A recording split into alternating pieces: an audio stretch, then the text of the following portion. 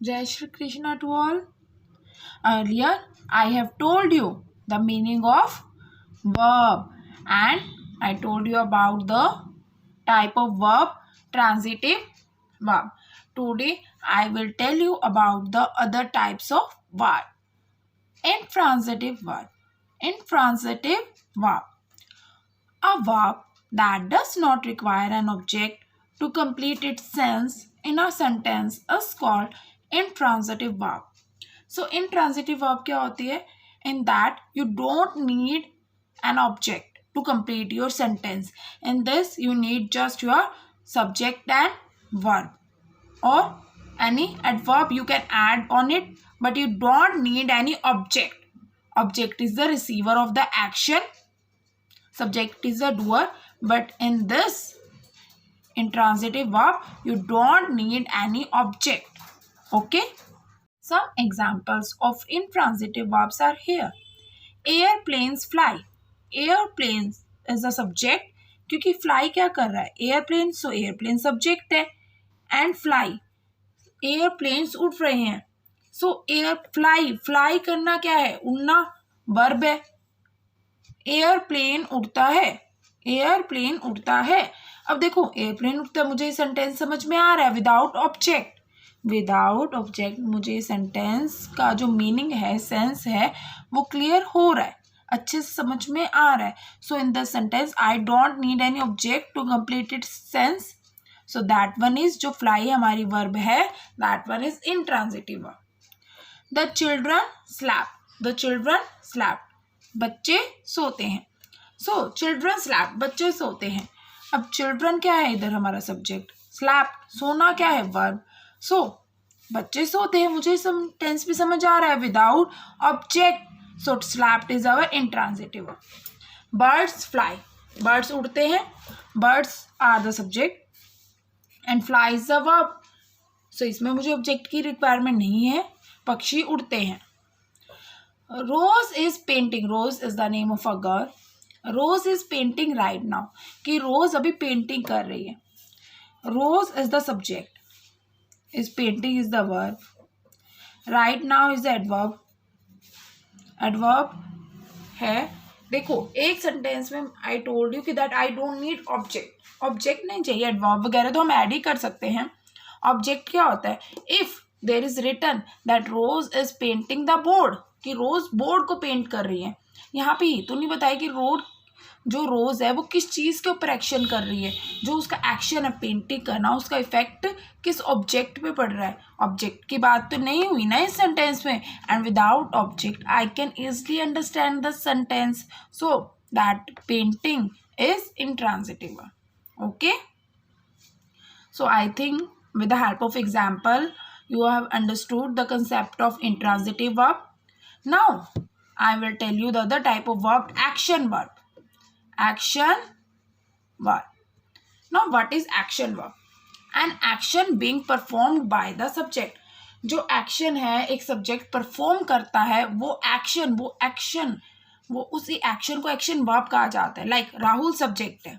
राहुल क्या action perform कर रहा है? रन्स. राहुल का एक्शन क्या है? राहुल कौन सा एक्शन परफॉर्म कर रहा है? रन करने का.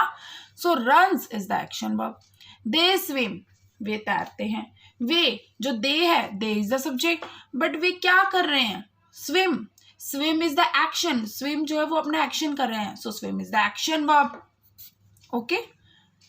It's just a simple topic. Action verb तो बहुत आप फर्स्ट क्लास से भी, इवन फर्स्ट क्लास के बच्चों को भी पता होगा action verb. Till now we have done 3 types of verb: transitive, intransitive and action verb. Fourth one is helping verb. Fourth one is helping verb. Verb that are used with the main verbs to form various tenses.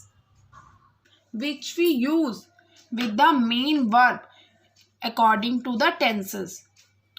Tenses like present, past, future tenses होते हैं ना आपके. So according to tenses जो main verb के साथ हम verb use करते हैं, लाइक प्रेजेंट टेंस में हम जो हेल्पिंग वर्ब यूज़ करते हैं मेन वर्ब के साथ generally is am, are, has, am. In past tense we generally use did, and did we use was, were, had. Like in future generally I'm talking about. We use will, shall, and there are also some modal verbs we use as a helping verb sometimes in some sentences. Okay, like can, could, may, might, shall, done, should, may, might. Okay, I am teaching English. मैं English पढ़ा रही हूँ. सो मैं main verb क्या है, main action मेरा है teaching करना इस टाइम. सो मेन एक्शन के साथ मैंने क्या एक वर्ब और यूज कर ली, am. So am is the helping verb here and teaching is the main verb, क्योंकि टीचिंग मेन काम हो रहा है, मेन एक्शन हो रहा है. Our fifth type verb is now linking verb. Linking it's just simple linking, link करना, किसी चीज को कनेक्ट करना. देखो जो आपकी मीनिंग होता है ना, वो आपकी हेडिंग के अंदर ही कहीं ना कहीं छुपा होता है. You just have to find out. Like helping verb, help कर रहा है वो. हेल्पिंग वर्ब किसकी हेल्प कर रहा है, मेन वर्ब की. लिंकिंग वर्ब क्या कर रहा है, लिंक कर रहा है. Verb that link the subject to a noun और एडजेक्टिव, जो नाउन और एडजेक्टिव को आपस में लिंक करता है, जोड़ता है, कनेक्ट करता है, that one is linking verb. Like I am a doctor. अब now some students will say, ma'am am तो आपने helping verb में भी यूज किया था. Yes, I have used there, but वहाँ पे मैंने मेन वर्ब के साथ मेन वर्ब की हेल्प की थी am यूज करके. जहाँ पे मेन वर्ब होगी वहीं पे आप helping verb am was verb use कर सकते हो. बट लिंकिंग वर्ब के केस में आपके यहाँ पे कोई मेन वर्ब गिवन नहीं होगी. जस्ट वो आपके सब्जेक्ट को, ऑब्जेक्ट को या सब्जेक्ट या एडजेक्टिव को कनेक्ट करेगी वो वर्ब. देखो look here now, I am a doctor. I is the subject, doctor is the main thing, object जो हमारा काम है. सो सब्जेक्ट और ऑब्जेक्ट को ये एम कनेक्ट कर रही है, आपस में जोड़ रही है. अगर यहाँ पे एम ना हो, if there is no am, I a doctor, I can't understand this sentence. I can't understand its sense completely. So I need that verb for connecting this two things. So that one is linking verb. The diamonds appear to be genuine. Linking verb का जरूरी नहीं है कि आपकी is am are इसी form में linking verb हो. No. The diamonds appear. Diamonds are the subject. To be genuine is the main thing. Diamonds genuine लग रहे हैं. So appear क्या कर रहा है, connect कर रहा है इन two things को. So appeared is the linking verb here. Pollution from cars has become a major problem. जो cars से pollution है is the subject. Has बन चुका है, become बन चुका है.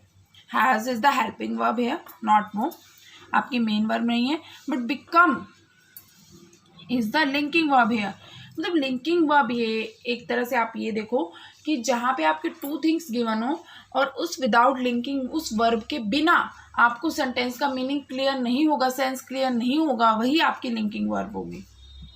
लाइक यहाँ पे लुक है, यू लुक टायर्ड में look, she seems very happy, seems is the linking verb here. Okay, in today's topic our last one verb is irregular verb. Here are so many types of verbs. और भी आपकी काफ़ी सारी types of verb है, but today we will talk about only 6 verbs. Okay, irregular verb, verbs that do not follow the regular pattern of adding er, ed to form their past tense and past participle. I think you have done this topic earlier also, like do, did, done, go, went, gone. Earlier you are saying first form, second form, third form. It's right. I'm not saying you are speaking the wrong thing. But first form ठीक है आपकी present, इसको बोलते हैं present form. That one जो second form जिसका बोलते हैं past form बोलते हैं. And third one is called, जिसको आप verb की third form बोलते हैं, उसको बोलते हैं actually में past participle. कुछ verb ऐसी होती है जब आपको उसको सेकंड और थर्ड फॉर्म में कन्वर्ट करना हो तो आप ईडी ऐड करके वो इजीली हो जाता है. Like study, studied, studied, ED आपने ऐड कर दिया और उसकी सेकंड और थर्ड फॉर्म बन गए. But here are some verbs in which you can't add ED to form their second and third form, to form their past tense and past participle. So मतलब उसमें complete change हो जाता है, complete change. जब second और third form की बात करोगे तो कंप्लीट चेंज हो जाते हैं जिन वर्ब्स में, that verbs are called irregular verb. Like here I have some examples for you of irregular verbs. Go, went, gone, completely change, कोई ईडी नहीं लगा। Do, did, done. Eat, ate, eaten। become, became, become। break, broke, broken। throw, threw, thrown। draw, drew, drawn। fall, fell, fallen। So okay for today now.